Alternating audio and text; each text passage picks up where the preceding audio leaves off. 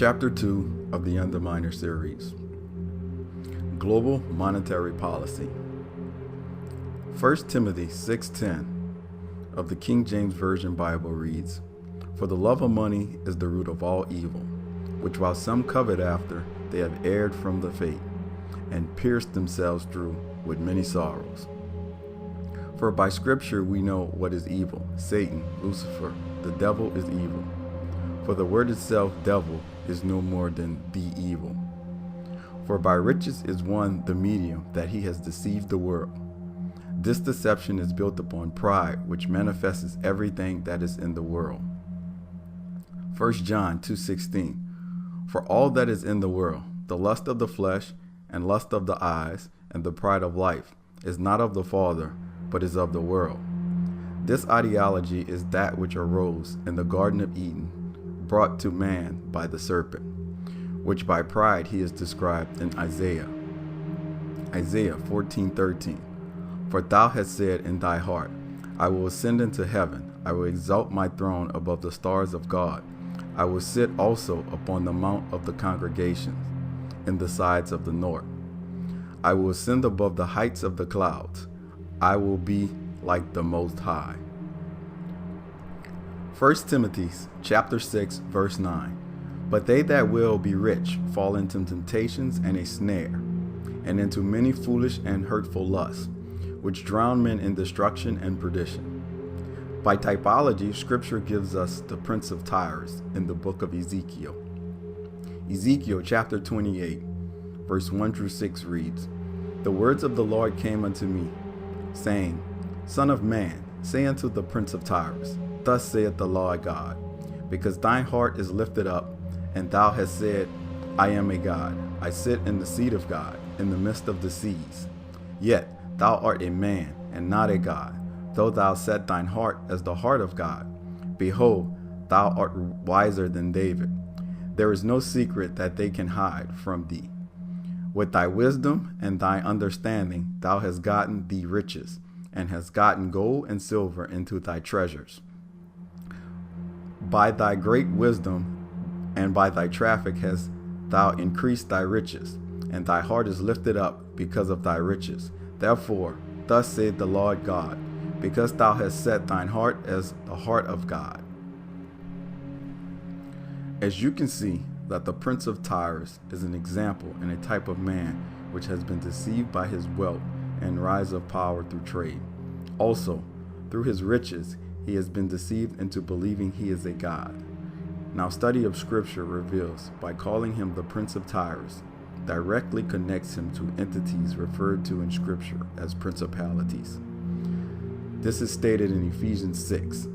Ephesians chapter 6 verse 12 reads, "For we wrestle not against flesh and blood, but against principalities, against powers, against the rulers of darkness of this world, against spiritual wickedness in high places."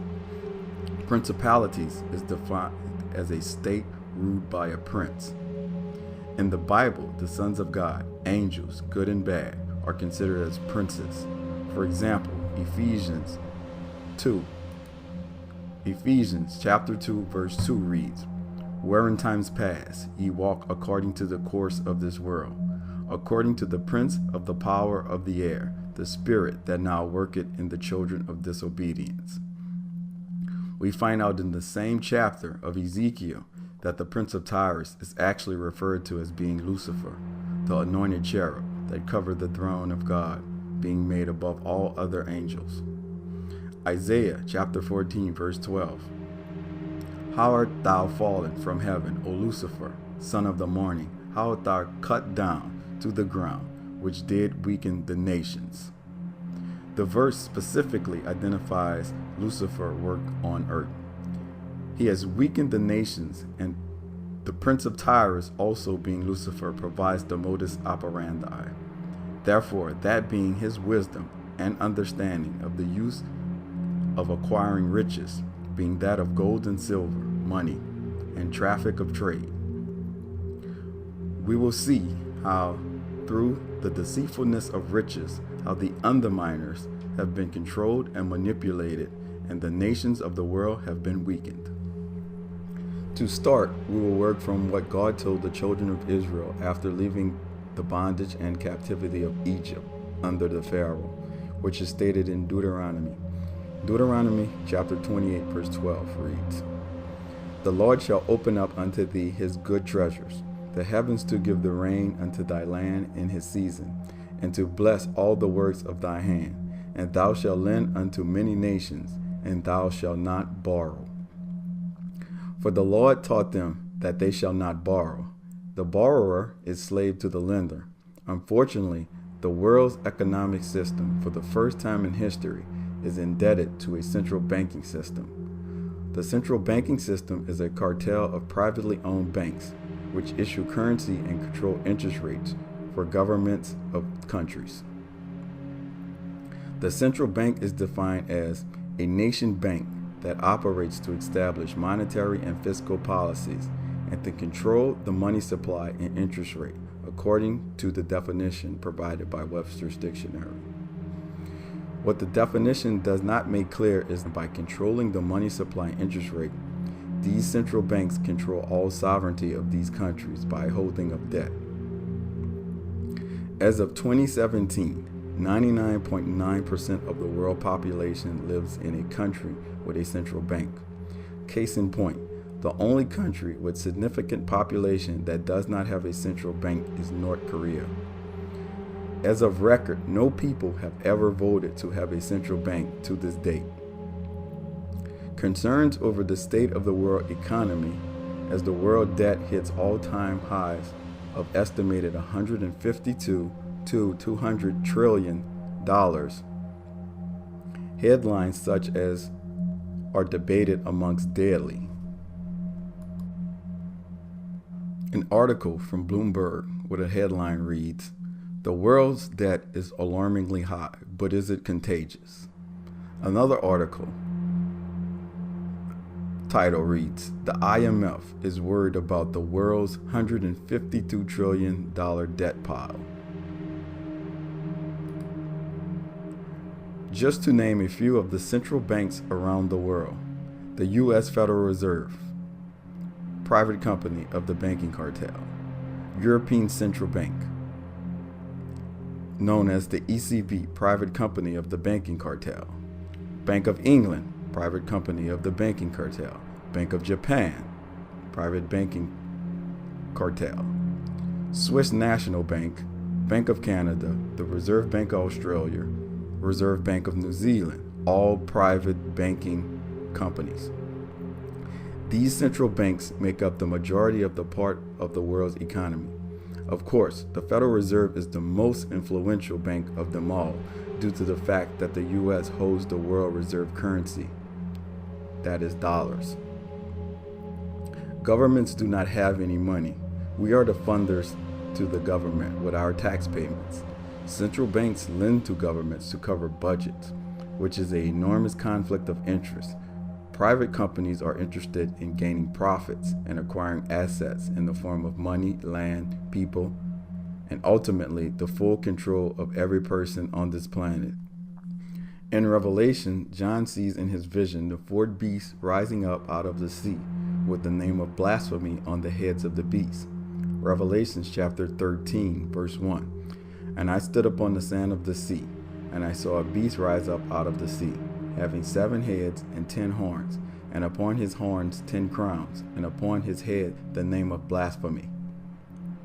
Revelation chapter 17, verse 3 through 5 gives the sum of the interpretation of the vision concerning the sea, the beast, and the one riding the beast. Revelation chapter 17, verse 3 through 5 reads, "So he carried me away in the spirit into the wilderness, and I saw a woman sit upon a scarlet-colored beast, full of the names of blasphemy, having 7 heads and 10 horns.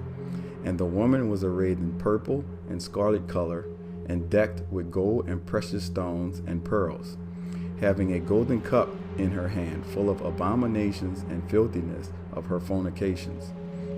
And upon her forehead was written, Mystery Babylon the Great, the mother of harlots and abominations of the earth."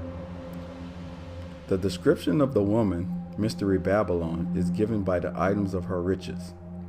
All the items mentioned are worldly desired material items acquired by trade, commerce, sought after through the gain of gold and riches, money. In verse 15 of Revelation, chapter 17, the angel speaking with John in his vision tells him of the nature of the scenery. Revelation chapter 17, verse 15 reads, "And he said unto me, The waters which thou sawest, where the whore sitteth, are peoples and multitudes and nations and tongues.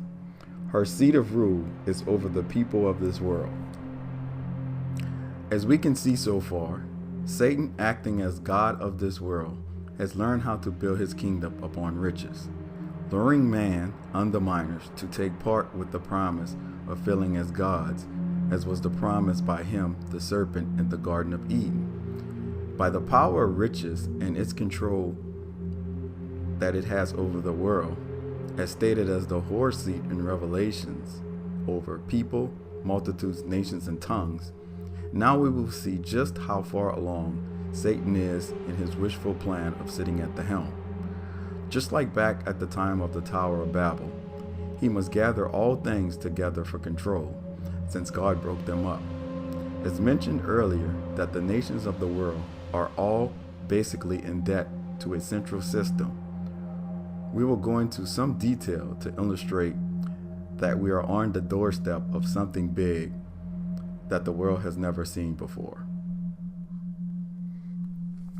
September 1st, 2016. National debt hits 19.5 trillion.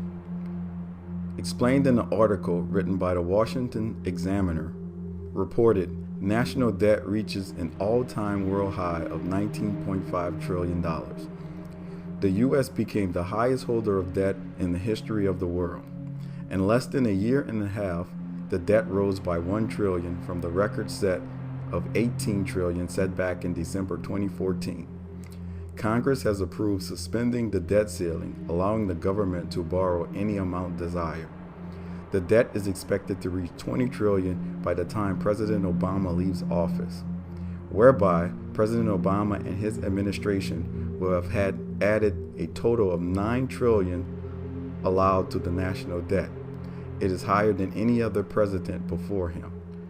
To illustrate this has been a plan in the works by underminers for a long time, we will look back at previous presidents and their administration.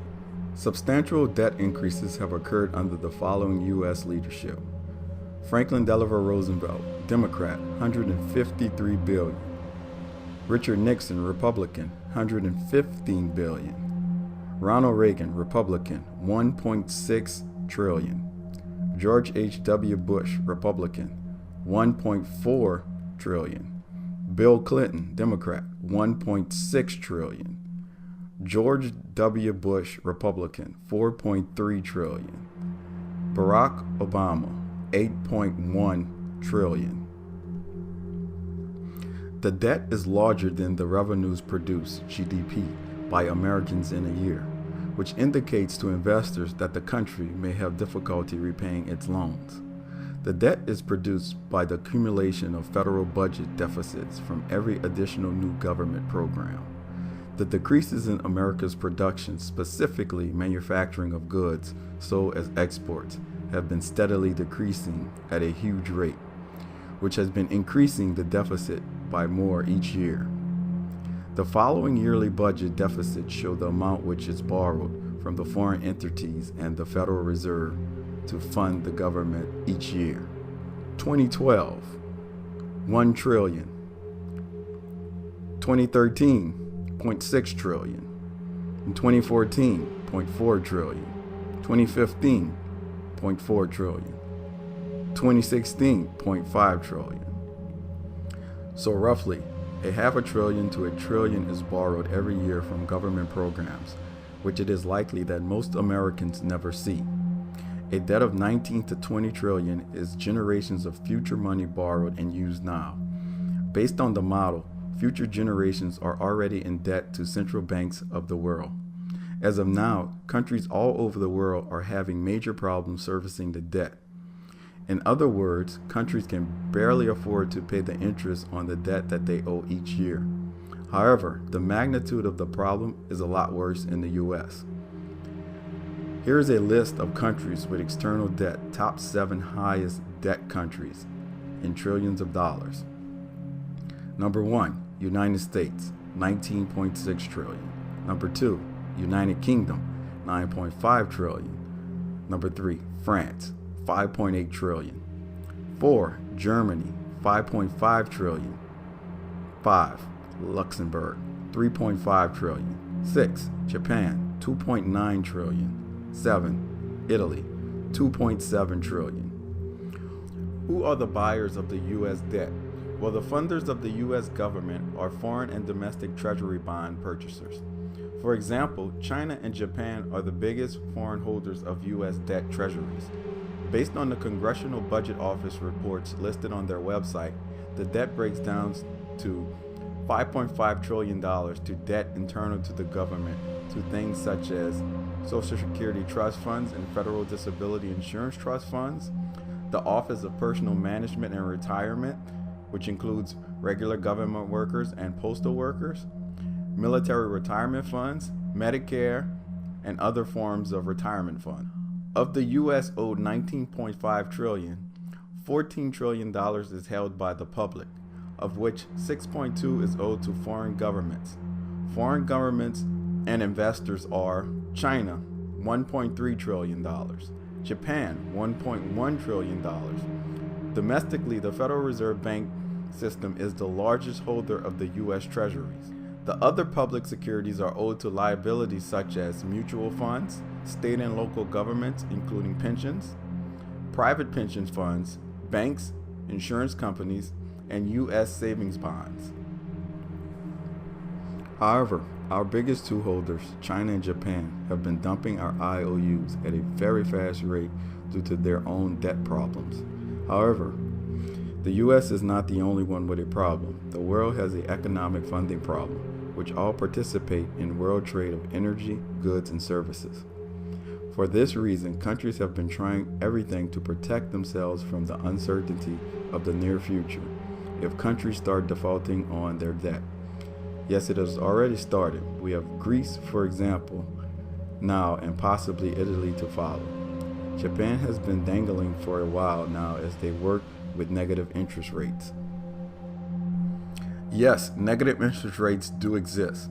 Instead of the bank paying you interest payments on the money held in their bank, they charge you for the holding of your money. In actuality, the bank charging you to hold your money is a default by the bank because by those standards, the bank is proving that they can't afford to pay you back in full. Sure, the easy fix is to remove your money from the bank, but bankers, they are not stupid and have been at this a long time.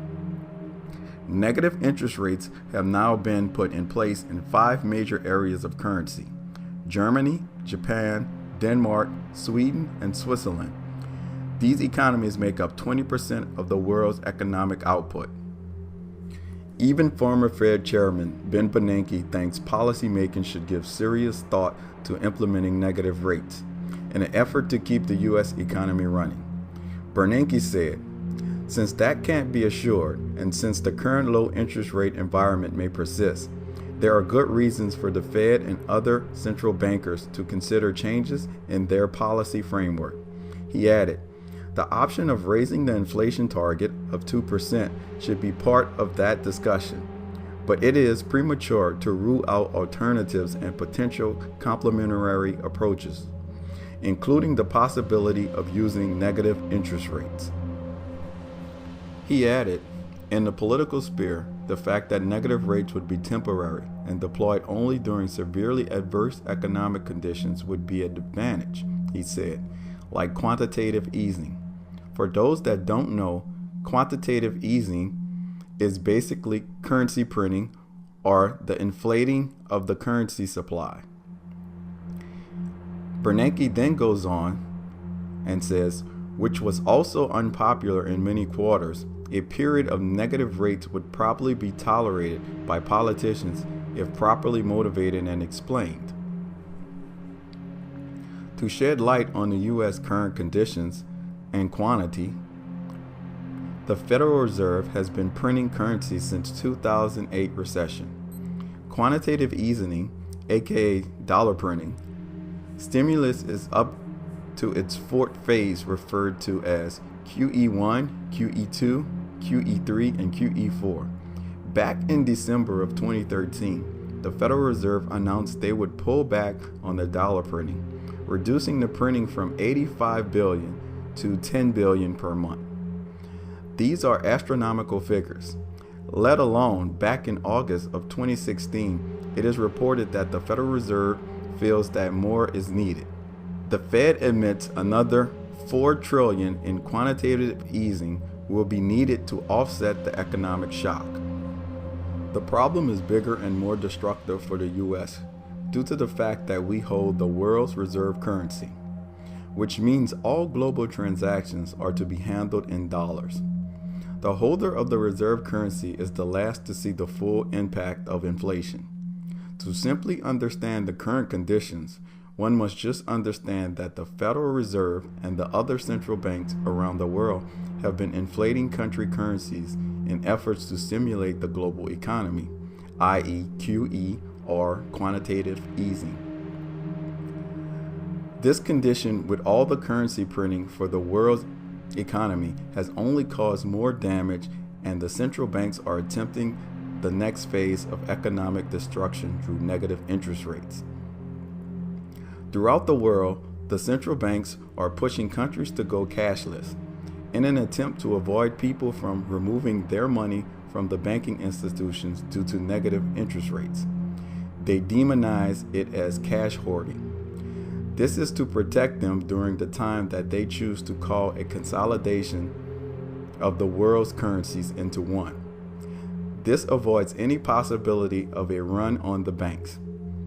A run on the banks is simply everyone requesting their funds at once, and the banks do not have enough money to cover account holders. This was a part of the panic in 2008. The banks were insolvent, which led to the bailout of the too big to fail banks. The world's central banks have colluded and came up with an inclusive cash plan through the digital world to be able to control the money supply and track what everyone is doing financially. This phenomenon of the war on cash is being orchestrated and tested in the following countries. Countries like Canada and Sweden have taken strong steps to go cashless. Sweden in particular has long been at the front of the development for consumer financial habits, becoming the first European nation to print a national paper currency back in 1661. Researchers are already estimating that Sweden will have completely eliminated cash as a form of payment by 2030. The shift to entirely digital payments in Sweden has not been pushed by the government, but instead is a result of market and culture trends in the country. Since 2009, the amount of cash circulating in the nation has dropped by 36%, and less than half of that sees active use. Today, nearly 90% of the transactions in the Nordic country are done without physical currency. Another article reads, European Central Bank to withdraw 500 euro note. The European Central Bank, ECB, says it will no longer produce the 500 euro note because of concerns it could facilitate illegal activities. It will stop issuing the note around the end of 2018, when it brings in the new 100 euro note and 200 euro banknote. A report earlier this year for the Harvard Kennedy School urged the world's 20 largest economies to stop issuing the largest notes in circulation, the £50, $100, and 500 euro note, to tackle crime. Another article reads, India goes cashless. The article reads, it certainly took everyone in India by surprise. But then, Prime Minister Narendra Modi has a flair for the dramatics. In an unexpected primetime address on Tuesday, he announced that in a few hours, millions of high-denomination currency notes would no longer be legal tender. It was the only way, he insisted, to deal with the disease of unaccounted for income, or black money as it is called in India. The move removes 90% of the currency in circulation in India, being noted as the breeding grounds for the biggest cash removal experiment of a country with a large population. Here in the US, an article reads, "It's time to kill the $100 bill." Lawrence H. Summers, the Charles W. Eliot University professor at Harvard, is a former Treasury Secretary and Director of National Economic Council in the White House, which he states in the article, Harvard's Musavar Ramani Center for Business and Government, which I am privileged to direct, has just issued an important paper by senior fellow Peter Sand and a group of student collaborators. The paper makes a compelling case for stopping the issuance of high denomination notes like the 500 euro note and the $100 bill, or even withdrawing them from circulation. Another article addresses more in detail regarding the measures being taken. The article is titled, "War on Cash: How and Why the Financial Elite Want to End Physical Cash." In recent years, provisions have been put in place. 1. The SEC and other regulators have implemented legislation allowing money market funds to lock in your cash for up to 10 days during the next financial crisis. What this means is that your money is locked in the financial system for another bailout, and they don't have to ask the government this time. 2.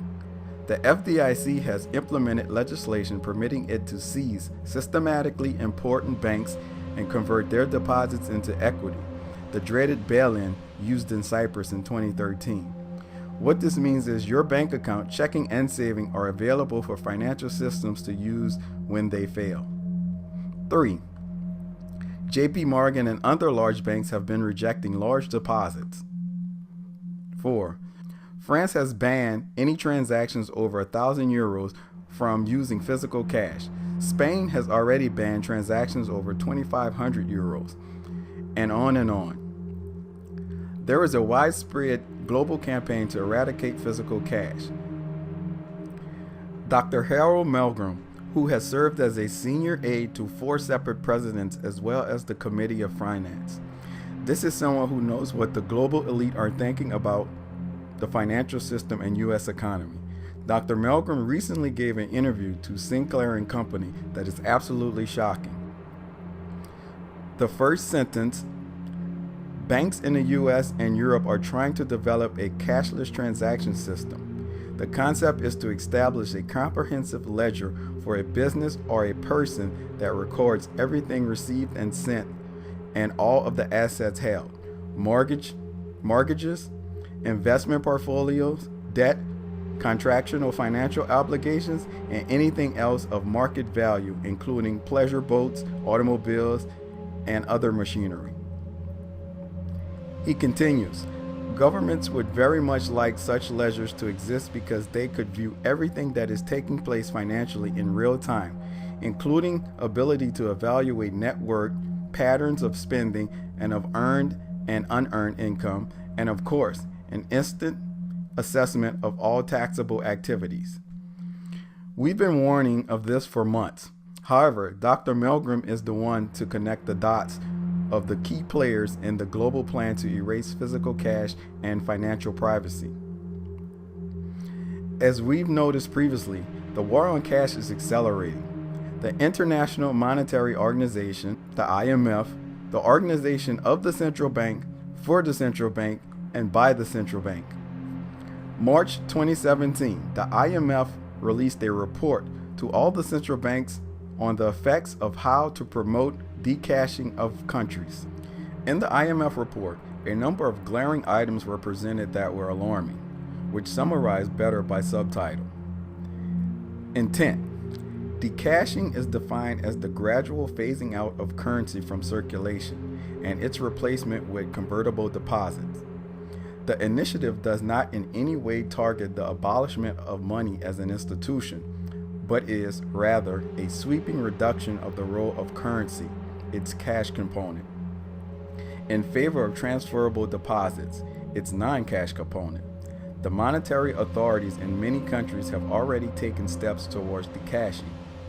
These steps include abolishing large denomination bills, imposing ceilings on cash transactions, introducing declaration requirements on the carriage of cash in and out of the country, reporting requirements for cash payments exceeding a specific amount, and even taxing cash transactions. The guise for the good of the so-called system. Large denominational banknotes pose institutional risks. First, they are important vehicles for money laundering. Second, large denominational banknotes are more often forged. Third, high denominational banknotes are most likely used for overseas circulation with no supervision from the respective central bank. The central banks are private. The private sector also seems to prefer to do away with cash. For example, in Sweden, banks no longer accept or dispense cash. About 900 of Sweden's 1,600 bank branches no longer keep cash on hand or take cash deposits, and many, especially in the rural areas, no longer have ATMs. Counterfeiting and inflating.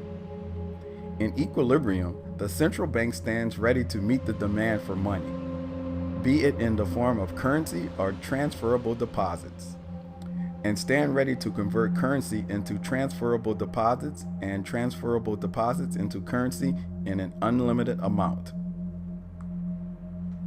The deception. In a most probable scenario of creating incentives for decashing, the public sector most likely would reduce its demand for currency more than the private sector.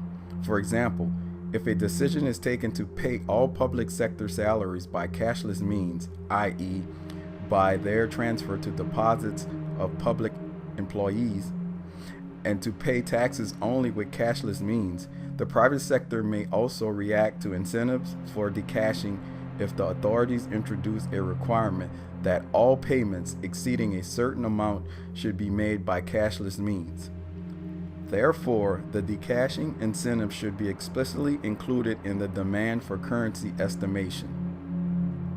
For their benefit, decashing may help improve the transmission mechanism of monetary policy. In principle, the transmission of monetary impulses from the policy rate to inflation may become easier as all rates, money market, interbank, bank deposits, and lending may react faster to the changes in policy rates, as economic agents would have fewer non-interest bearing assets in the form of saved currency. In particular, the negative interest rate policy becomes a feasible option for monetary policy if savings in physical currency are discouraged and substantially reduced. With decashing, most money would be stored in the banking system and therefore would be easily affected by negative rates, which would encourage consumer spending. They mislead. Moreover, currency has not been an efficient instrument of monetary policy. As in most countries, currency is neither the largest part of money supply nor an efficient mechanism for providing liquidity. The amount of currency in circulation has no impact on inflation, and there are no quantitative limits on banknotes issuance in central banks, which also suggests that currency has largely lost its role in the monetary policy, in particular in developed countries. After decashing, the banking system laden with fresh deposits would be able to boost lending in countries where the depositors' base is weak.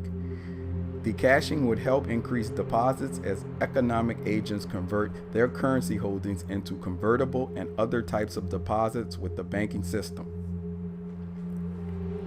The truth, debt creation. Central banks can lower interest rates whenever they consider it desirable, as long as the zero lowered bound is not binding. Cover their behinds. The only useful function of currency, which can be lost when decashing, is the demand for cash may help predict financial crises. Such crises usually happen when the general public loses confidence in the banks and bank money and run into hard cash, erroneously viewed as a safe haven.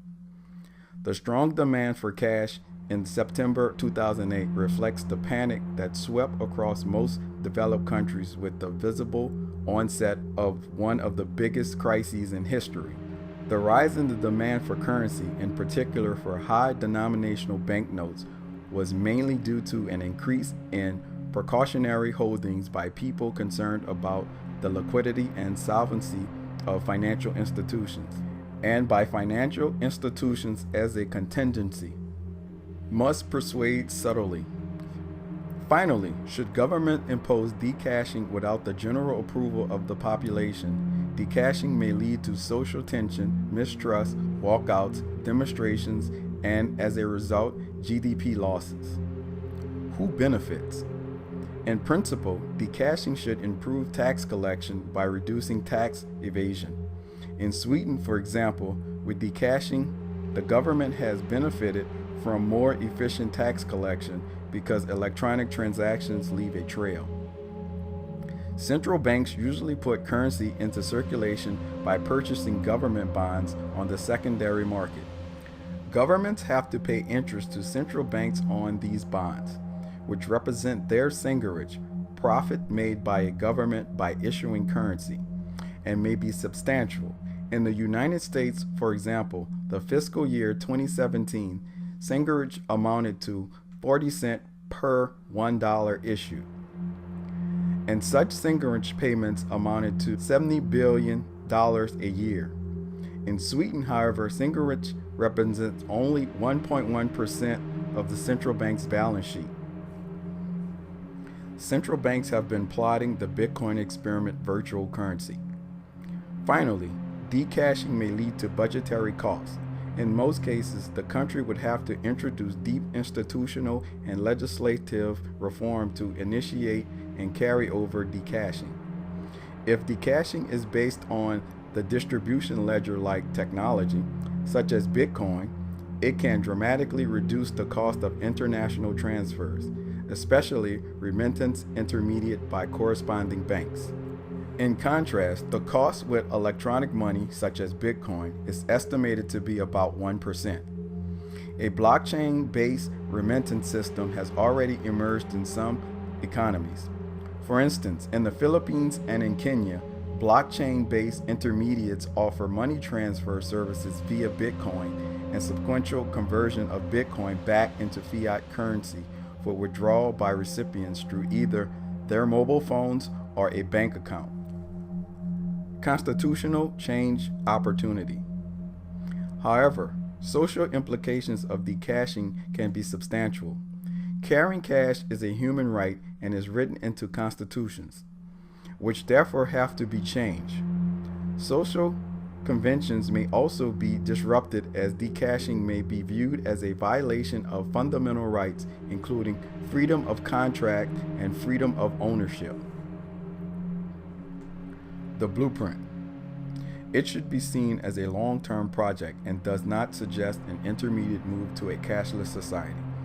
Although some countries most likely will decash in a few years, going completely cashless should be phased in steps. The decashing process could build on the initial and largely uncontested steps, such as phasing out large denomination bills, the placement of ceiling on cash transactions, and the reporting of cash moves across the borders. Further steps could include creating economic incentives to reduce the use of cash in transactions, simplifying the opening and use of transferable deposits, and further computerizing the financial system. The private sector-led decashing seems preferable to the public sector-led decashing. In any case, the tempting attempt to impose decashing by a decree should be avoided.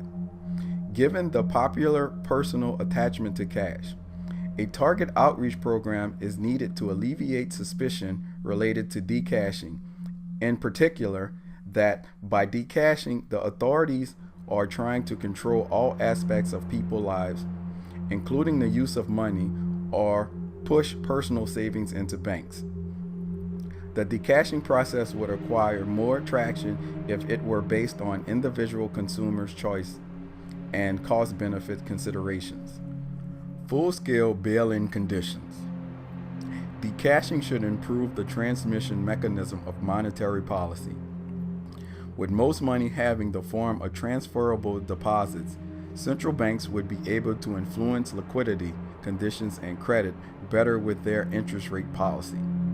In particular, if the negative interest rate policy becomes a mainstream policy option, decashing would be critical for its efficiency. Central banks and commercial banks cooperation. Operation Fleece the World. Coordinated efforts on decashing could help enhance its positive effects and reduce potential costs, at least at the level of major countries and their currencies. The authorities could coordinate their decashing efforts. Such coordinated efforts are in particular important in the decision to phase out large denomination bills for major currencies, to use ceilings and other restrictions on cash transactions, and to introduce the reporting requirements for cash transactions or their taxation. For currency areas, a singular decashing policy would be clearly preferable to a national one. Finally, census between public and the private sector and outreach on the advantages and modalities of gradual decashing should be viewed as a key precondition for its success.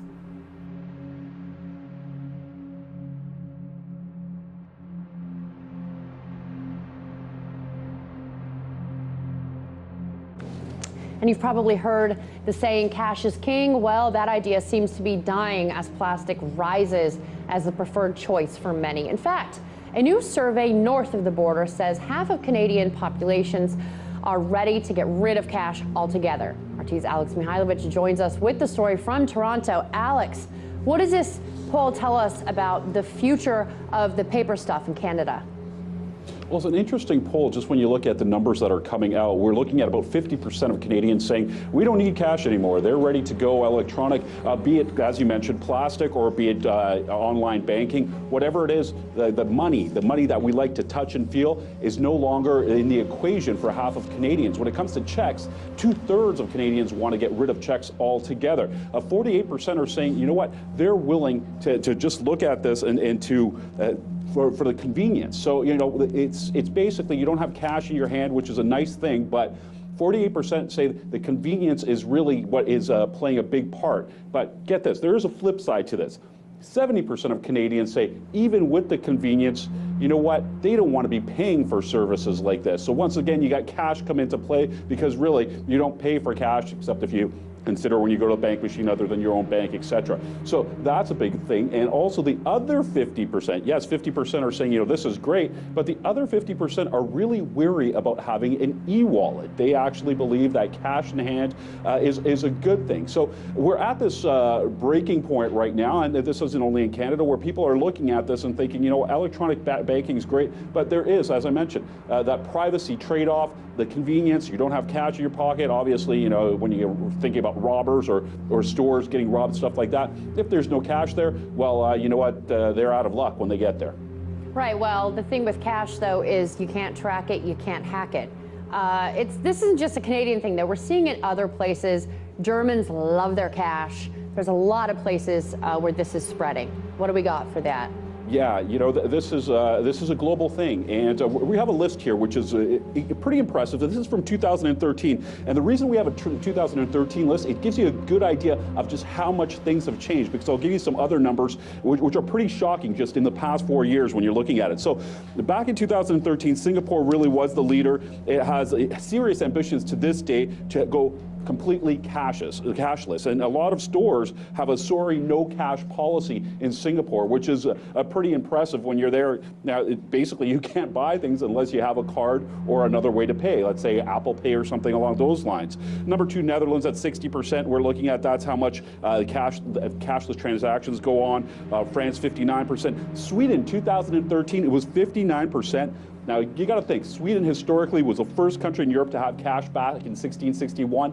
Now, this year, 98% of payments go through non-cash methods. That means only 2% are cash methods in Sweden. So Sweden is number one at this point. Canada 57% back in 2013, Belgium 56%. And in Belgium right now, it's illegal to buy real estate with cash or make any purchase over 3,000 euros in cash unless it's something used. So that's a biggie. United Kingdom, USA, 45%. Obviously, the States is a little bit behind here. But you know what? You're looking at this list. Australia is a huge one. Citibank is not even having bank machines anymore. They want to go completely cashless in there. But there's other countries. Ecuador, Kenyans, 59% of Kenyans don't pay with cash, as well as South Korea. They want to go and become a nation that has something along the lines of Bitcoin by 2020, another cashless nation in the making. So as we go down the line, these things are changing, and it will eventually hit Canada and the States somewhere down the line, it looks like it.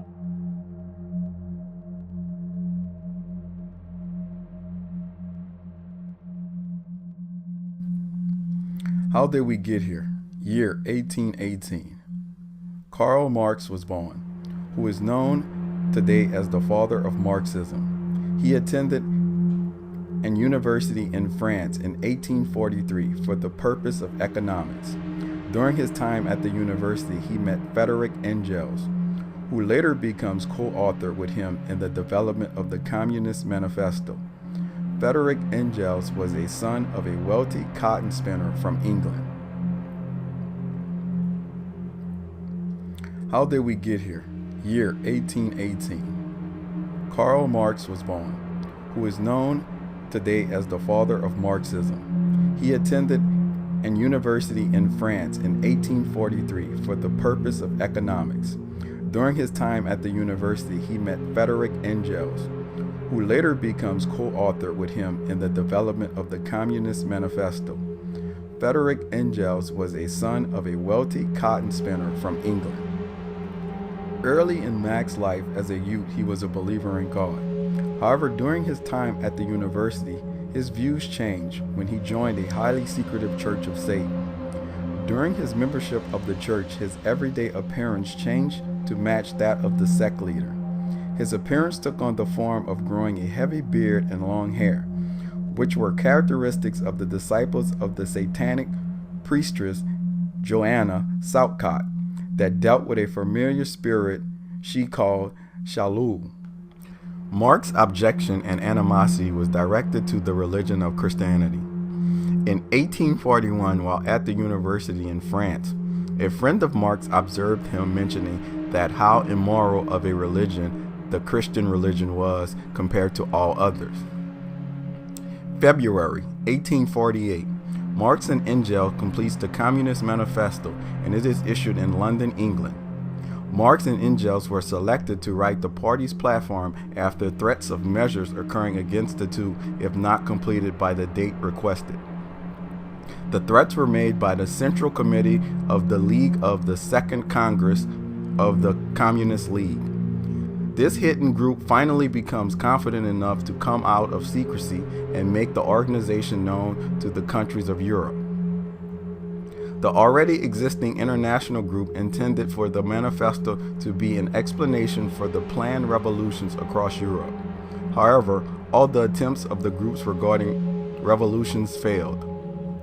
The intent of Marx and the organization was to develop a method that would not require the use of force, which would slowly destroy the rights to private property and others by steadily expanding the government role in the affairs of society. This would produce an increasingly more powerful government. Embedded in the Communist manifestos were 10 planks of how the program was to be implemented, which are: 1. Abolish of property in land and application of all rents of land to public purpose. 2. A heavy progressive or graduated income tax. 3. Abolish of all rights of inheritance. 4. Compensation of property of all immigrants and rebels. 5. Centralization of credit in the hands of the state by means of a national bank with a state capital and an exclusive monopoly. 6. Centralization of the means of communication and transport in the hands of the state. 7. Extension of factories and instruments of production owned by the state. the bringing into cultivation of wastelands, and the improvement of the soil generally in accordance with a common plan. 8. Equal liability of all to labor. Establishment of industry armies, especially for agriculture. 9. Combination of agriculture with manufacturing industries. Gradual abolishment of the distinction between town and country by a more equable distribution of population over the country. 10. Free education for all children in public schools. Abolishment of children factory labors in its present form. Combination of education with industrial production, etc. The ultimate design of this plan of revolution was to destroy capitalism, free enterprise, throughout the world. Although the manifesto was developed by Marx and Engels, it was backed by wealthy communist bankers and economists. One can easily question whether the ideas was that of just Marx and Engels. Of the 10 planks of the manifesto, it only took 65 years for the infiltration and implementation of the principles to take place in the U.S. government and economy.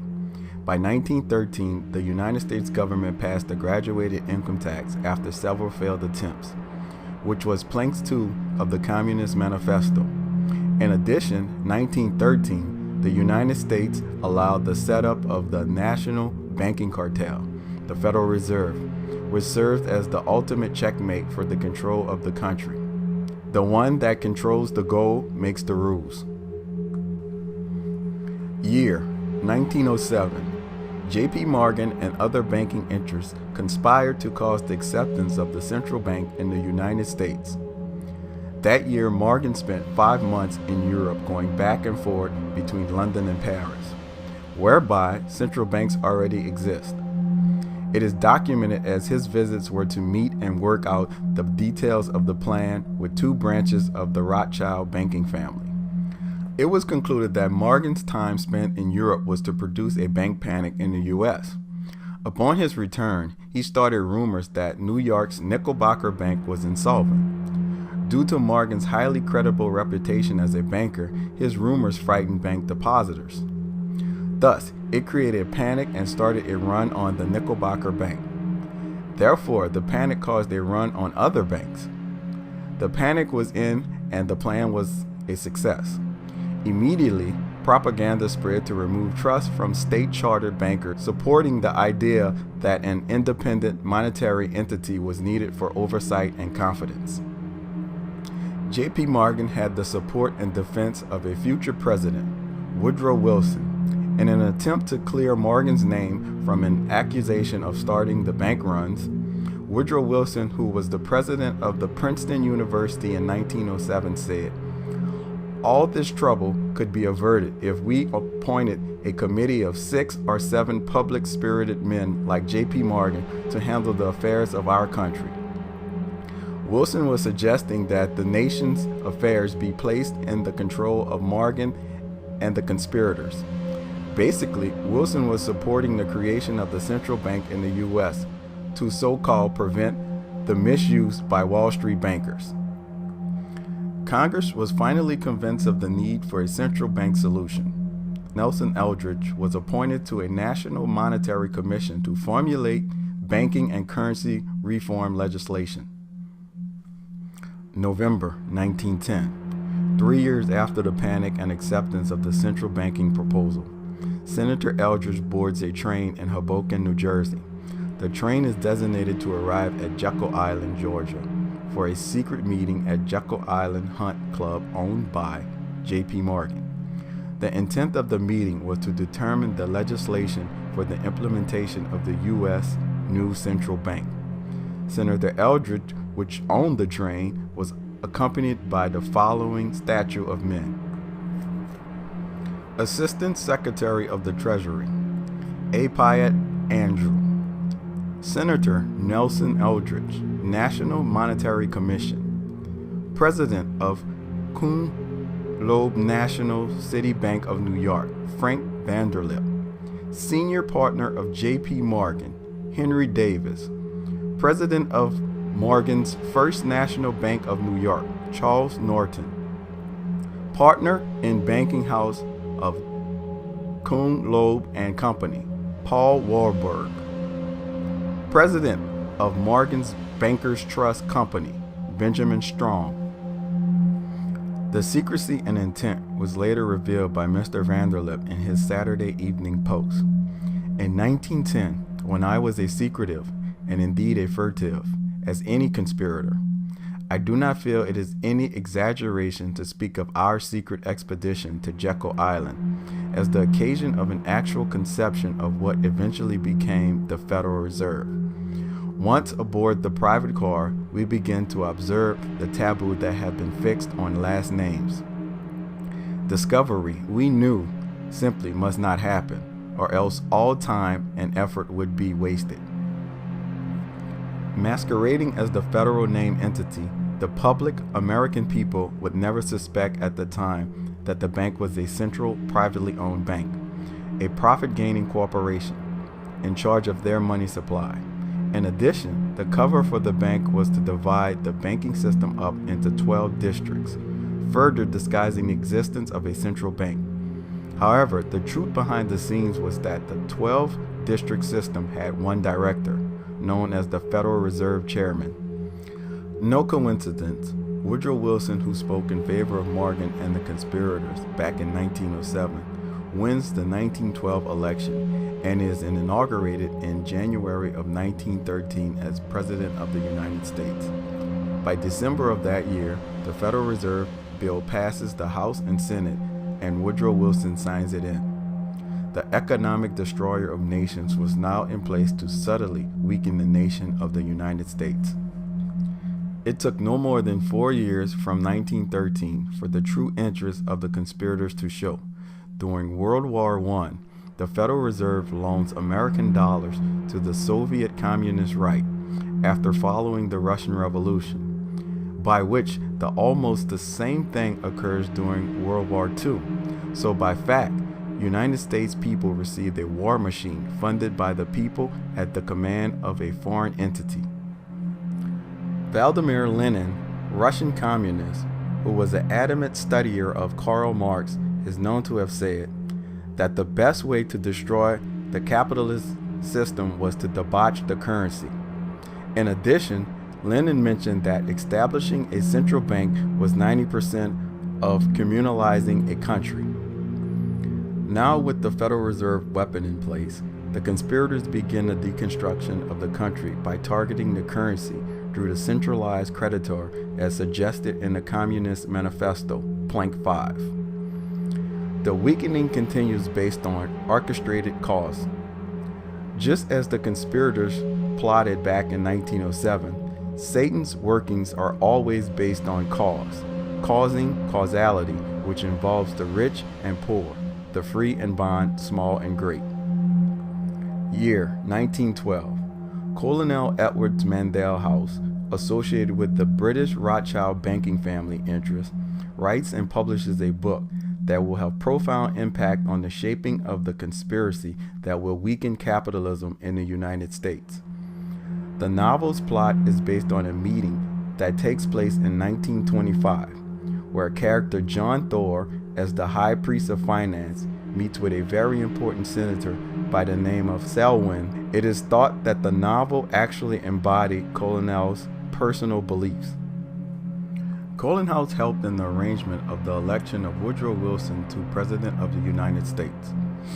Wilson, who was a student of Colonel House, studied closely under his mentor that he quoted, "Thought and mind are one." Wilson was aware of the power behind the conspiracy, and he stated in his book, New Freedom. Wilson wrote, "Some of the biggest men in the United States in the field of commerce and manufacture are afraid of something.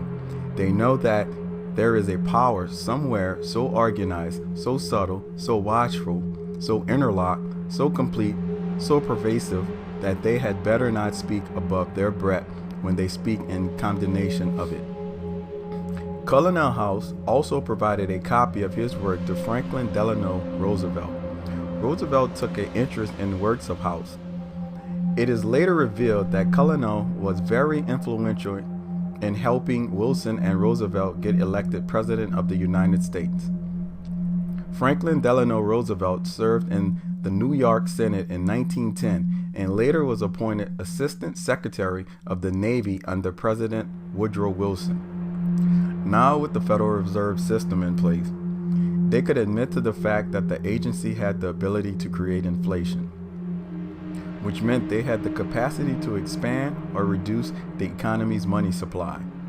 The agency possessed the power to create interest-bearing debt and the power to create economic cycles, expansions and contractions of quantities of money and credit. The conspirators did not waste any time in demonstrating its ability. Year 1920. The Federal Reserve creates the foundation which starts the Great Depression by means of cause through a bank panic.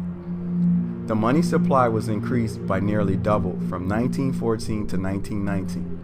By manipulation, the media encouraged people of America to borrow large quantities of money on credit. Now with the money out on loan, the bankers then reduced the money supply by calling in their outstanding loans. The whole process was provided by Senator Robert L. Owens, chairman of the Senate Banking and Currency Committee, and a banker himself. He wrote, "In the early part of 1920, the farmers were exceedingly prosperous. They were paying off mortgages and buying a lot of land, at the assistance of the government, had borrowed money to do it. And they were bankrupt by a sudden contraction of credit which took place in 1920. What took place in 1920 was just the reverse of what should have been taking place. Instead of liquidating excess credit created by the war through a period of years, the Federal Reserve Board met in a meeting which was not disclosed to the public. They met on May 16, 1920, and it was a secret meeting. Only the big bankers were there, and the work of the day resulted in a contraction of credit by ordering banks to call in outstanding loans, which had the effect the next year of reducing the national income $15 billion, throwing millions of people out of employment and reducing the value of land and ranches by $20 billion. The bankers transferred large quantities of land from the farmers to the bankers by this contraction. Also, the contraction transferred a large number of banks from the hands of those bankers who could not meet the demands of the Federal Reserve and had to sell their banking assets for a reduced price to those who had the money to buy bankrupt banks. The Panic of 1920 bankrupted 5,400 banks. Year 1929. The Federal Reserve had expanded the money supply to nearly $15 billion, an increase of approximately 144% since the Panic of 1920. The process to move the money supply into the economy was done by allowing the individual banks to borrow money from the Federal Reserve and reloan it to the public. The banks borrowed at 5% rates and was reloaned at a 12% rate. In addition, the money supply was increased through the large corporations by the process of loaning their surplus funds to buyers on Wall Street. The non-banking sources were almost equal to the banking system loans on this money supply infusion. The American people prospered from this expansion of money supply as they were encouraged by the media to buy into the stock market. They were lured by the reporting of those that did were acquiring large quantities of money.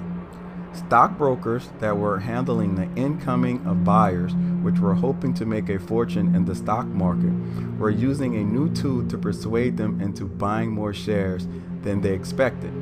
The tool was called buying on the margin, which allowed the stockbrokers to borrow money and use it to buy stock. The buyers were encouraged to purchase stock with only 10% down and borrowing the remaining 90% from stockbrokers. The stockbrokers had arranged for the buyers to borrow from either a bank or a large corporation.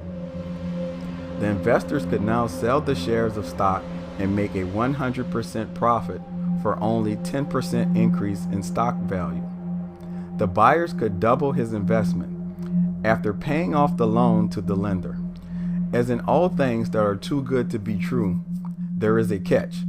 The money was loaned to the buyers on what was called a 24-hour broker call loan. This meant that the buyer had 24 hours to repay the loan and had to either sell the stock or come up with the loan amount to pay off the lender of the money. This meant that the broker could require all stock buyers to sell at the same time by calling in repayment of the loans at the same time. This control was used to cause a panic on the stock market by having all stock owners to sell at the same time. When all the sellers offered stock at the same time, the price dropped rapidly. The process was described in the following events. When everything was ready, the New York financiers started calling 24-hour broker call loans. This meant that the stockbrokers and the customers had to dump their stock on the market in order to pay the loans. This naturally collapsed the stock market and brought a banking collapse all over the country, because the banks not owned by the oligarchs were heavily involved in broker call loans at this time, and the bank runs soon exhausted their coin and currency, and they had to close. The Federal Reserve System would not come to their aid, although they were instructed under the law to maintain an elastic currency. Of no surprise, the Federal Reserve stood there and did nothing by not coming to their aid, even though they were required to by law, and many banks and individuals went bankrupt. Notice that the banks owned by the oligarchs had already bailed out of the broker call loan business a long time before the move. The oligarch banks did not suffer any damage. After the stock market crash of 1929, it was easily observed that the ownership of the banking system had changed drastically. 14 or more big banks have 25% of the U.S. deposits. In addition, selling on credit during the crash had another effect. About 16,000 banks, or 52% of the total, went out of business. The smart money, which was safely taken out of the market before the crash, naturally went back into the market to pick up the bargain assets that went bankrupt. Some of the stockholders went to their banks to withdraw any remaining cash they had left in the bank to pay whatever they could of their stock call in cash. This caused a nearly nationwide bank run. 1933. The United States is in a Great Depression, which sets the stage for the next weakening blow. 1933. Franklin Delano Roosevelt is President of the United States, and FDR is their guide to execute the next step in the directive. This time, the U.S. currency is the target. Now looking back at the definition of a central bank, we know that they are in charge of currency and the interest rate. As a result, the plot was to gain full control of the nation's currency to relieve the people of all monetary assets of value. To fully control the currency, the Federal Reserve must be allowed by the government to legally counterfeit. At this time, the US dollars are backed by physical gold, which could be used to keep the Federal Reserve trustworthy. The gold standard required the US government issue only gold coins or paper directly connected on a one-for-one basis to gold as money. This gold standard requirement eliminated any money printing without gold backing. The modus operandi is by cause. To capitalize on the panic due to the crash and bank run that presumed, Franklin Delano Roosevelt, 2 days after his inauguration in March of 1933, shut down all the banks for a holiday. Then, in April of 1933, President Franklin Roosevelt ordered all Americans to turn in their gold bullion and gold coins into the banking system. The American people received irredeemable paper currency, fiat money, by the banks who turned the gold over to the Federal Reserve System. President Roosevelt called in America's gold without the benefit of law passed by Congress, by using unconstitutional presidential executive orders. In other words, he did not ask Congress to pass a law giving authority to call in America's privately owned gold. He took the law into his own hands and ordered the gold turned in. As chief of the executive branch of government, the president does not have the power to make laws. The power of making laws only belongs to the legislative branch given by the Constitution. However, FDR deceived the American people by telling them that it was required as a step to end the national emergency brought about by the Great Depression of 1929. As a result, the people voluntarily turned in majority of the country's gold. By disguising the true nature of the gold grab, he made it seem patriotic. In addition, the executive order included terms of punishment if the order was not complied with. The American people were told to turn in their gold before the end of April 1933, or suffer a penalty of fine of $10,000 or imprisonment of not more than 10 years. Then on October 22, 1933, once majority of the gold was collected, President Roosevelt announced his decision to devalue the dollar by announcing that the government would buy gold at an increased price. Gold was brought from the people at the price of $20.67 per troy ounce, and immediately after he increased the price to $35 per troy ounce. This meant that the paper money that the American people had just received for their gold was worth less per dollar. There were not many who saw what was happening to the American people by these banking conspirators. However, a congressman by the name of Louis McFadden did. He mentioned that the cause of the Depression was not accidental. It was carefully contrived occurrences. The international bankers sought to bring about a condition of despair here so that they might emerge as the ruler of us all. However, McFadden had a price to pay for his attempt to explain the cause of the Great Depression and stock market crash. On 2 occasions, assassins attempted to kill McFadden with gunfire. Later, he died a few hours after attending a banquet, and there is little doubt that he was poisoned. Their next move was to gain control over international markets. Control of international commerce provides enormous power, and so does control over the world's reserve currency. Through the world's reserve currency, one can dictate terms of trade and can move the price of commodities in distant markets. One can extract a fee when money passes from one hand to another.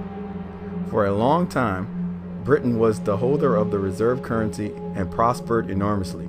The international conspirators would now choose to expand their power from the seat of the United States of America. Year 1944. The presidency is still under Roosevelt's control. Now with the Federal Reserve in control of America's gold, currency, and banking through a series of crashes and FDR's compensation, the Federal Reserve System, central bank, is primed and ready to hold the big stick of the world reserves currency. For 3 weeks in July 1944, with the end of the hostility in Europe still 9 months away, 730 delegates from all 44 Allied governments gathered at the Mount Washington Hotel in Bretton Woods, New Hampshire, for the United Nations Monetary and Financial Conference, now simply referred to as the Bretton Woods Conference. They came to design the financial structure of the post-war world. At the end of the conference, all present signed an agreement with 2 key monetary provisions: to promote ease of international trade and to help fund post-war reconstruction. Each member state agreed to maintain a fixed exchange rate for its currency versus the US dollar, and by implications, fixed exchange rates versus all other participating currencies. To that end, each signatory pledged to buy and sell US dollars as needed to keep its currency within 1% of its agreed upon exchange rate. The United States, for its part, assured the solidity of the arrangement by pledging to deliver gold at a price of $35 per ounce to any foreigner who chose to tender in dollars, although this was later modified to honor redemption only by foreign central banks, because at the time the U.S. Treasury had an abundance of gold, a result of the deflationary Great Depression and the wartime trade surpluses with capital flight. It was an easy promise to make. The Bretton Woods Agreement placed the United States at the center of international finance. Its allies may have not liked the way of things, but in truth, they had little choice in the matter if they wanted to rebuild their countries.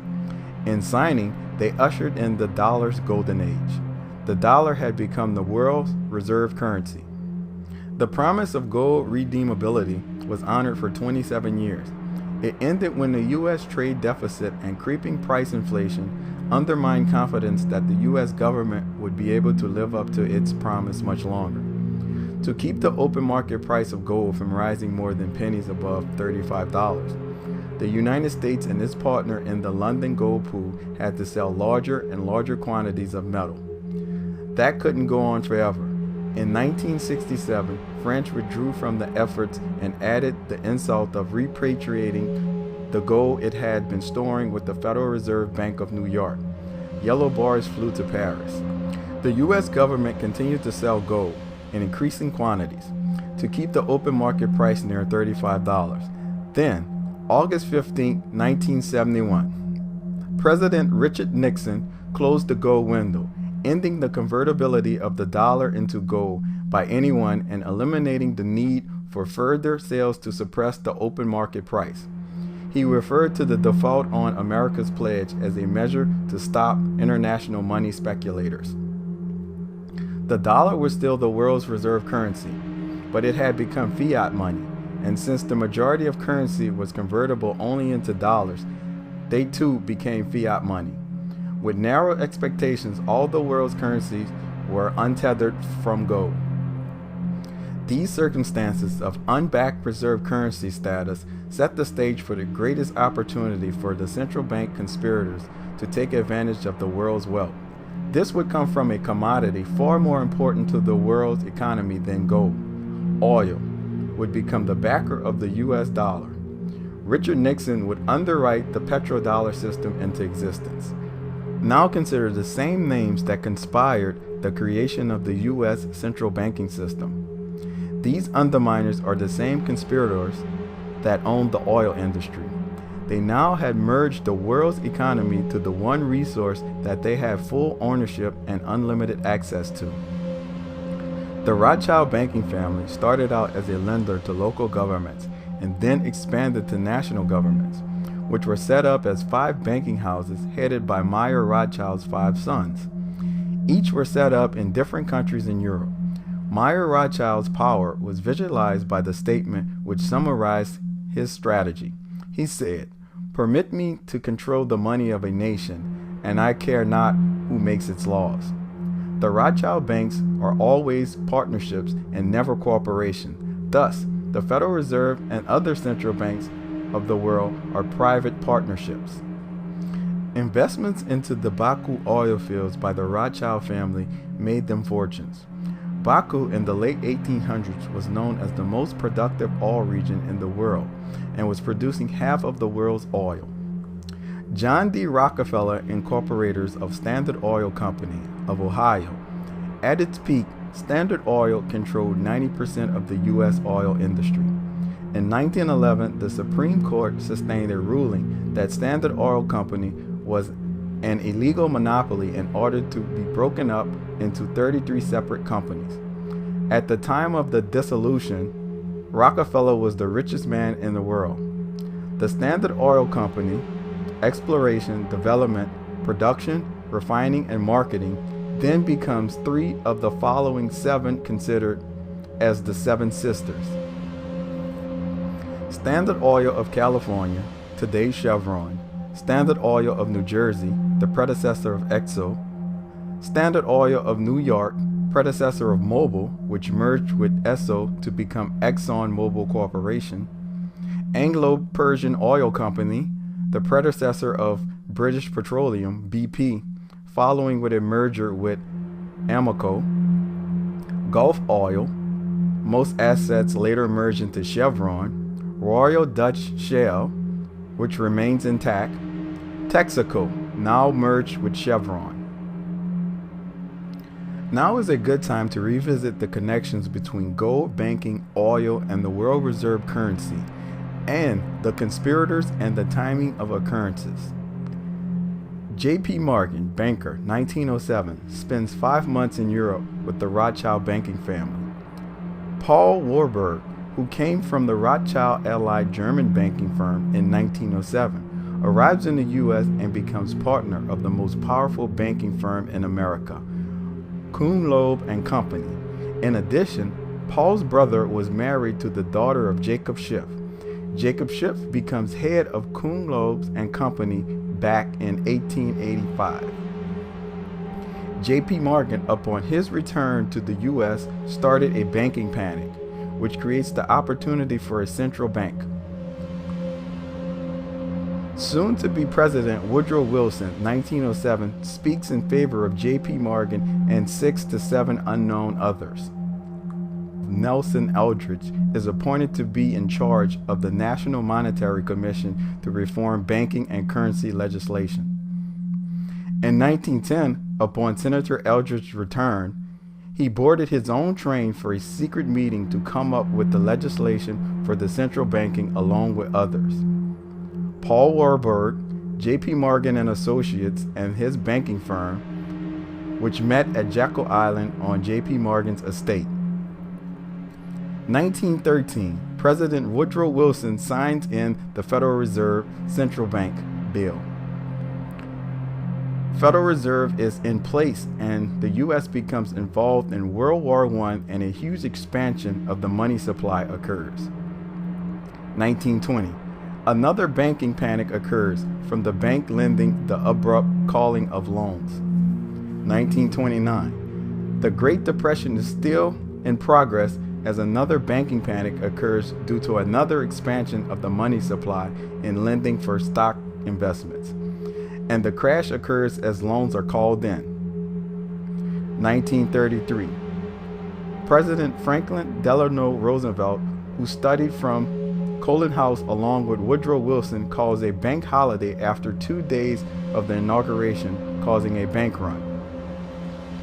April 1933, President Roosevelt, by executive order, calls in America's goal under the guise of ending the national emergency brought about by the Great Depression, 1929.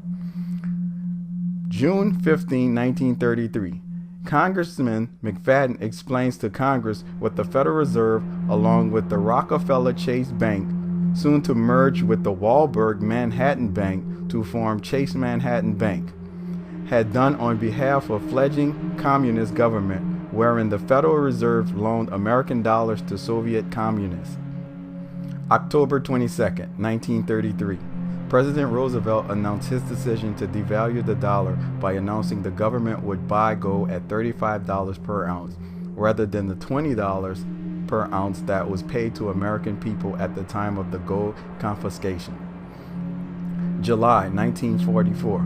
Under Roosevelt's presidency, 44 Allied governments signed an agreement in Bretton Woods, New Hampshire, at the United Nations Monetary and Financial Conference for the U.S. dollar to become the world's reserve currency. This gave the Federal Reserve currency world power over commerce. August 15, 1971, President Richard Nixon closed the gold window and opened the window for the petrodollar as the backer of the world reserve currency. Nixon made his former boss John Mitchell, Nelson Rockefeller's personal attorney, the Attorney General, and appointed Dr. Henry Kissinger as the Nixon's National Security Advisor, another Rockefeller's confidant. 1973, OPEC appears on the scene and dictates the price of oil, ending the world's cheap price through the result of the Arab embargo and the Iranian Revolution in 1979. Behind the scenes, they conspired to conceal the ownership in the oil cartel under the guise of OPEC, as it is impossible to fight a modern war without oil. Continuing with the petrodollar, this was fermented through the closing of the gold window by Nixon. He dispatched the Secretary of State Henry Kissinger to Saudi Arabia to offer the ruling House of Saud a 4-part deal. The U.S. government would provide military protection for Saudi Arabia and its oil fields. It would sell Saudis any weapons they needed. It would guarantee the protection from Israel and other Middle Eastern states, such as Iran, that might attempt to destabilize the kingdom. And it would secure the Saudis' family place as ruler of the country. In addition, there is no consequence for the first decade. OPEC, the Organization of Petroleum Exporting Countries, had little apparent effect in the 1960s, but in the 1970s, it turned the energy world upside down by ending the era of cheap oil right after the deal between the U.S. government and the removing of the gold backing of the U.S. dollar. Its creation and agreement between Saudi, Iran, Iraq, Kuwait, and Venezuela, and 9 other countries, some of the most oil-rich regions known today with little or no oil infrastructure, would organize just at the right time to control the price and output of the world's oil. OPEC became the second most powerful cartel other than the banking cartel, the Federal Reserve System, now joined at the hip. Although the cartel is thought to be foreign, primarily Arabian in ownership, there is ample reason to believe that the primary owners of OPEC are not primarily Arabian, but international, European, and American. The world's demand for US dollars would soar, with the world increasing demand for oil. For the United States, the new dollar for oil system was even better than the Bretton Woods dollar for gold system. There was pesky redemption promise.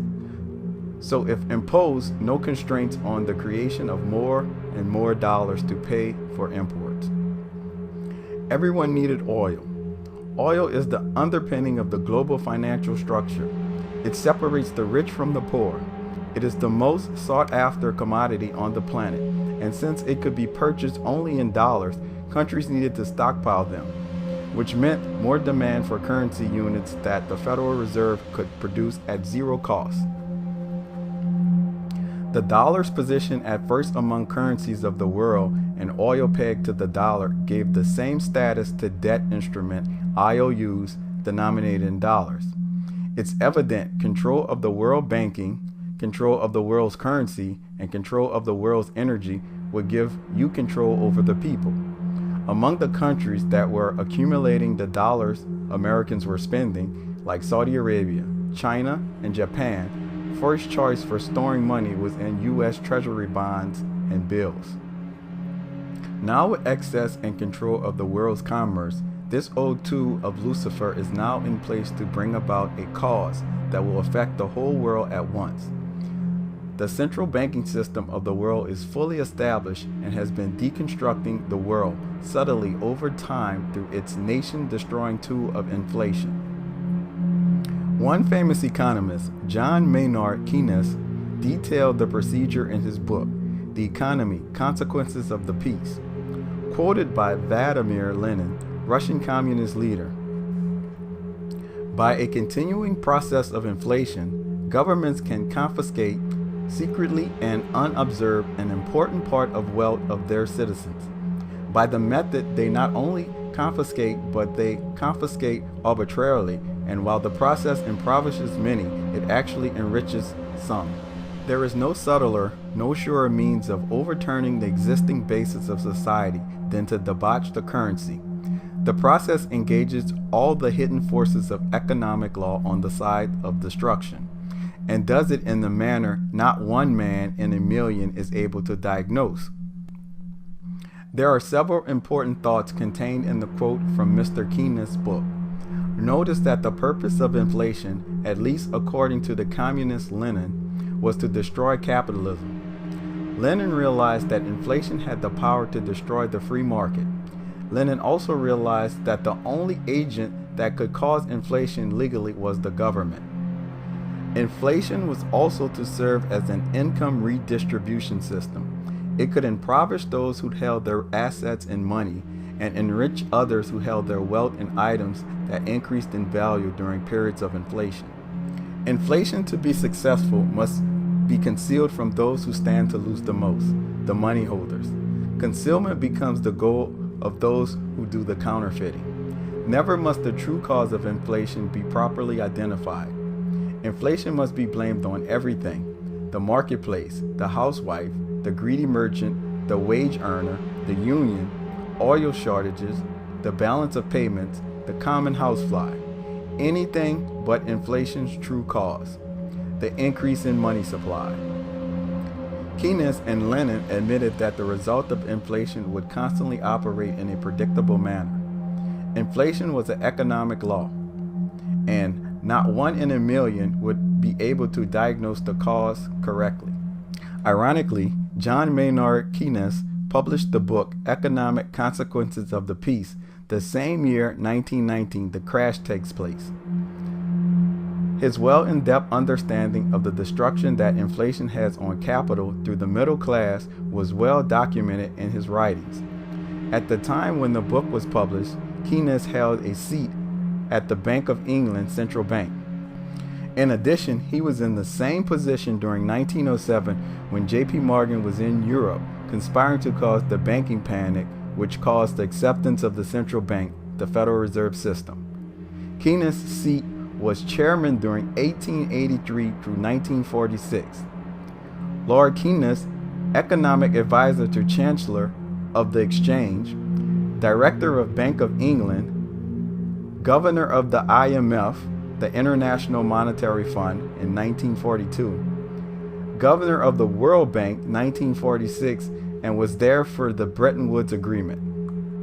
In 1978, the United States Chamber of Commerce, at its annual meeting, honored Dr. Arthur Burns, the past chairman of the Federal Reserve System, for his contribution to the nation and the enterprise system.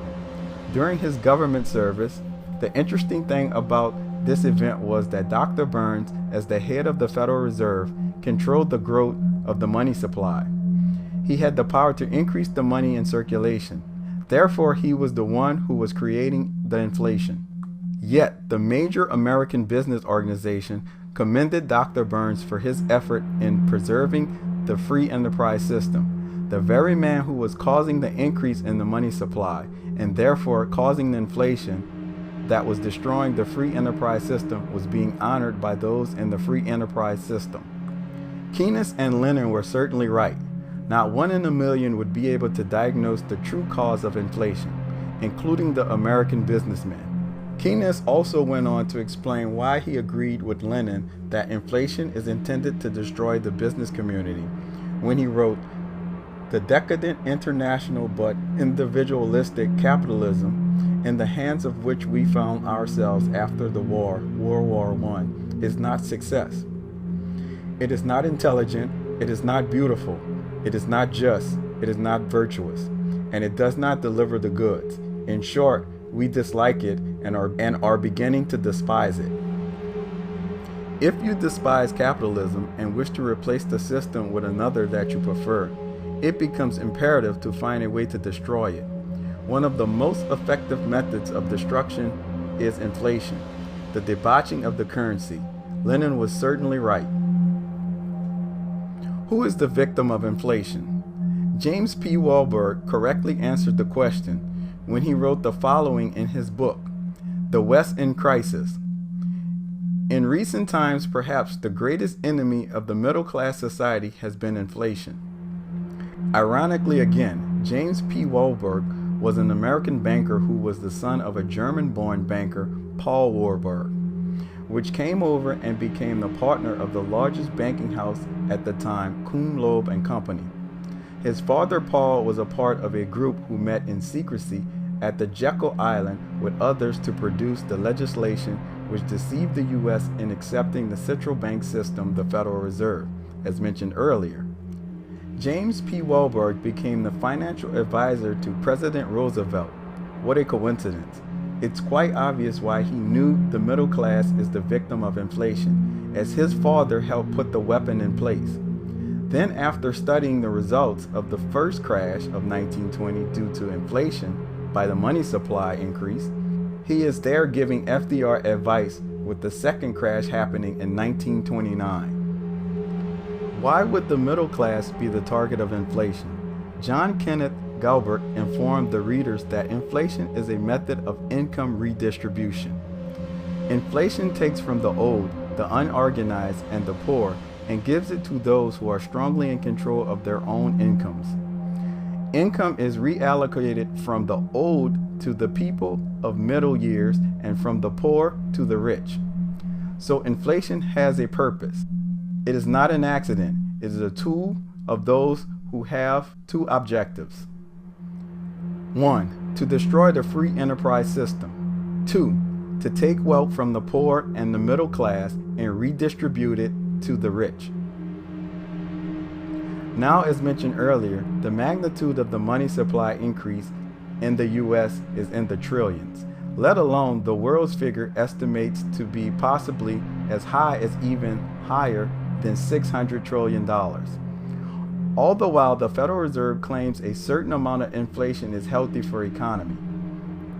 The Federal Reserve Chairman Janet Yellen and her predecessor claims to target an inflation rate for the U.S. of 2%. However, there is no evidence to support the claim. This is ridiculous why anyone would want to reduce purchasing power. The true inflation rate is not 2%. Actually, there is a lot of debate on the rate, and no one seems to really know. However, remember that the counterfeiters, the central banks around the world, must conceal it from those who stand to lose the most. After all, they have control over the interest rates and money supply. As example from the Great Depression, it's a hard fall that none of us have any clue to what it feels like anymore.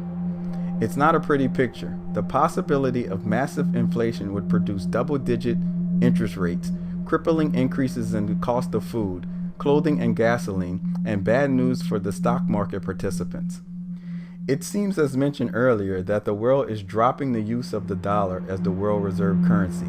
As mentioned earlier, with China selling treasury bills and other forms of the dollar, as a result, over time, this will translate into higher prices for goods imported into the United States. All the stuff from China that you can buy at Walmart won't be so cheap anymore. Nor will cars from Germany or South Korea, or coffee from South America, or etc. regards imports.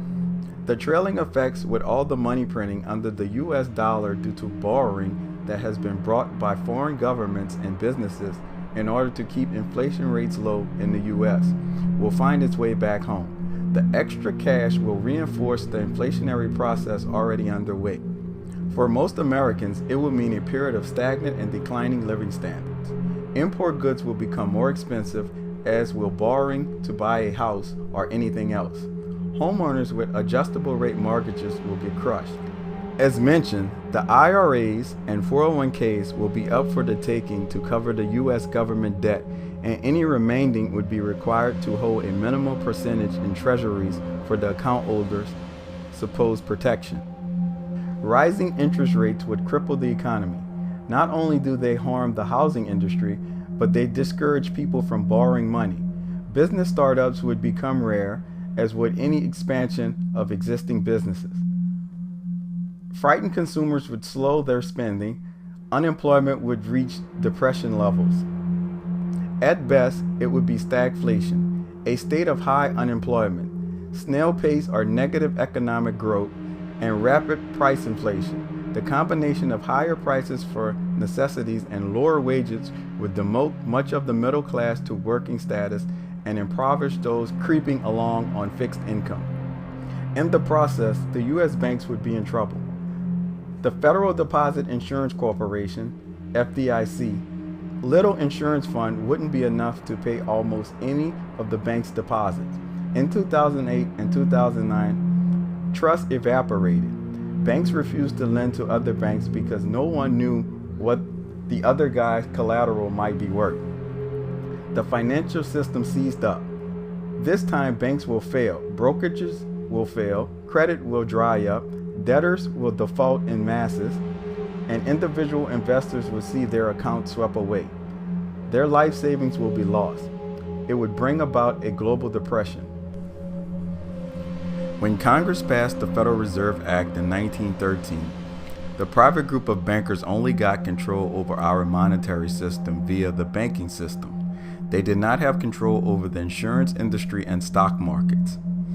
When the stock market crashed in 1929, to safeguard our financial system, Congress passed the Glass-Steagall Act, separating the commercial activities of banks, savings, checkings, deposits, and loans from the investment banks that bring new stocks and bonds to market, offering them to investors through their in-house stockbrokers. Our Federal Reserve worked very hard with the Clinton administration to pass the Banking Modernization Act in 1999, which erased Glass-Steagall Act. Furthermore, this law expanded the function of commercial banks to not only syndicate securities, but to also sell both personal and commercial insurances as well as real estate, thus creating what is termed financial conglomerates. By passing the Banking Modernization Act 86 years later, they now have control over all of these areas worth trillions of dollars. That same year, Congress also passed the Gramm-Leach-Bliley Act with very little fanfare. Former Treasury Secretary Robert Rubin, who became co-chairman at Citigroup, which is a financial conglomerate, passed this bill as being necessary and critical. What it really did was amend key banking laws such as the Banking Act of 1933, the Bank Holding Company Act of 1956, the Federal Deposit Institution Act, the Community Reinvestment Act of 1977, and the International Banking Act of 1978 to substitute the Federal Reserve as being responsible for our financial system instead of Congress. While the Federal Reserve is a private corporation, it is also one of the owners of the Bank for International Settlements, BIS, which America helped establish in 1930. Bill Clinton's mentor at Georgetown University, Dr. Carol Queensley, said that the BIS was to serve as a central banker's bank. The BIS is where all of the world's central banks meet to analyze the global economy and determine what course of action they will take next to put more money in their pockets, since they control the amount of money in circulation and how much interest they are going to charge governments and banks for borrowing from them. Queensley further explained, the powers of the financial capitalism had another far-reaching aim, nothing less than to create a world system of financial control in private hands able to dominate political systems of each country and the economies of the world as a whole. The system was to be controlled in a feudalist fashion by the central banks of the world acting in concert, by secret agreements arrived in frequent private meetings and conferences. The apex of the system was to be the Bank of International Settlements, a private bank owned and controlled by the world's central banks, which were themselves private corporations. Over the years, the Bank for International Settlements has assumed more power over the global financial infrastructure than most people are aware of. They have a number of very powerful committees, which include the Basel Committee on Banking Supervision, which has been working on how to regulate not only international banks of the world, but eventually those rules will pertain to every national bank, as well as the Committee on the Global Financial System, which monitors financial markets around the world with the objective of identifying potential risks for financial stability, and the Committee on Payments and Settlement Systems, looking to strengthen the infrastructure of the financial markets with regards to rules on how to transfer monies and how to make payments between member banks. One very important committee is the Financial Stability Forum, FSF, which was created as a result of the Asian crisis. Their mandate is to help set up safeguards for the entire global economic system. Notice that this responsibility no longer belongs to the individual nation states. In addition, a number of international organizations have active parts.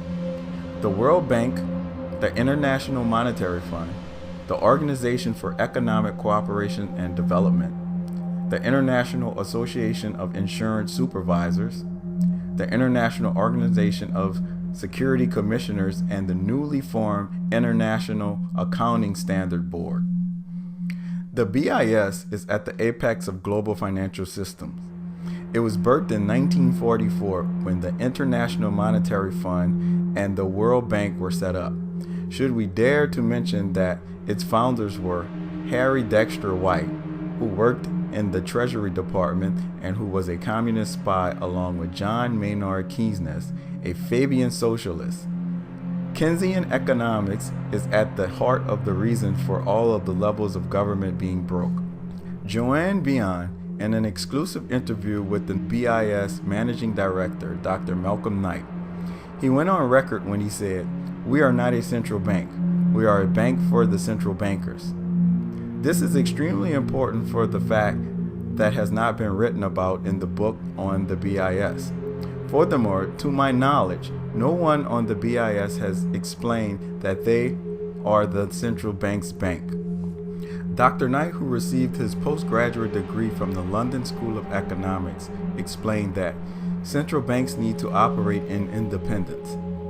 This means no control by government, which is pretty clear by the above changes to the American law. When the Fed chairman goes before Congress, they ask them what do they think and what will they do. It should be noted that the Federal Reserve chairmen are not elected, they are appointed, and their words literally move markets.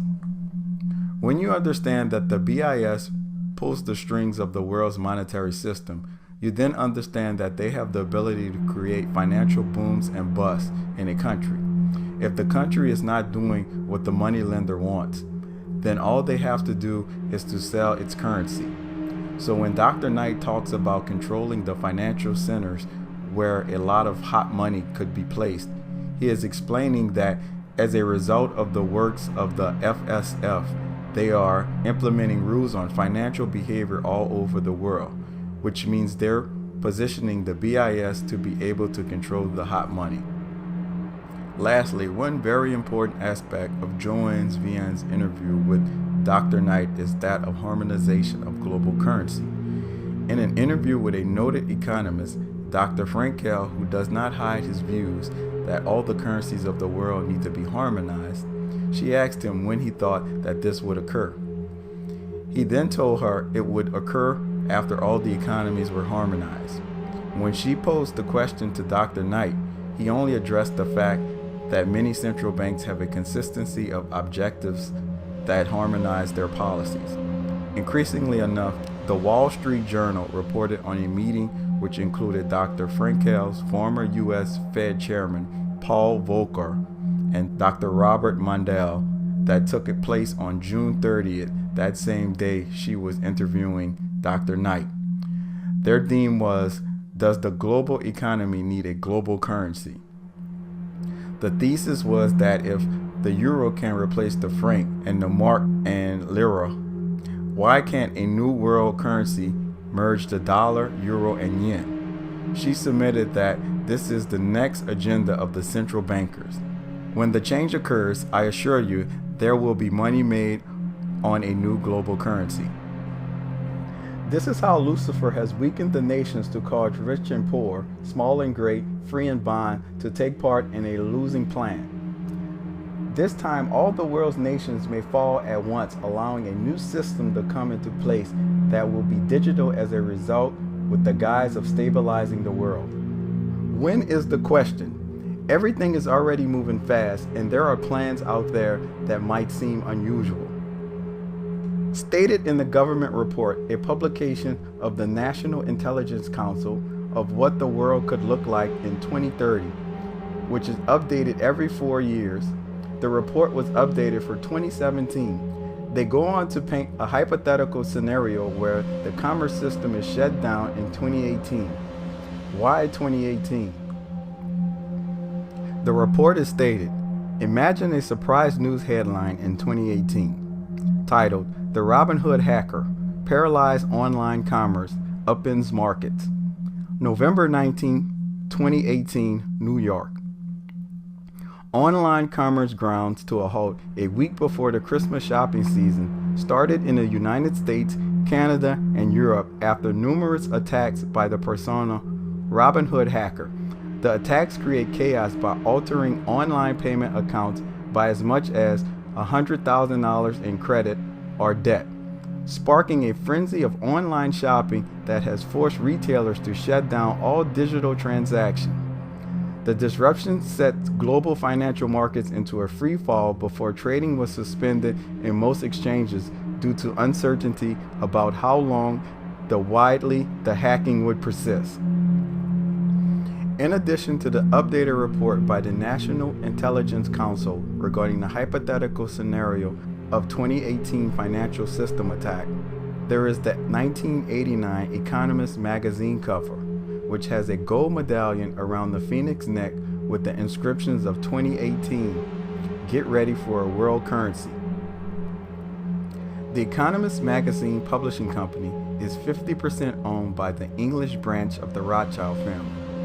The Economist takes an editorial stance of classical and economic liberalism which is supportive of free trade, globalization, free immigration, and cultural liberalism, such as supporting legal recognition for same-sex marriage or drug liberalization.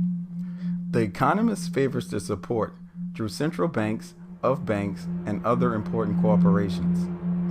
Karl Marx deemed The Economist the European organ of the aristocracy of finance.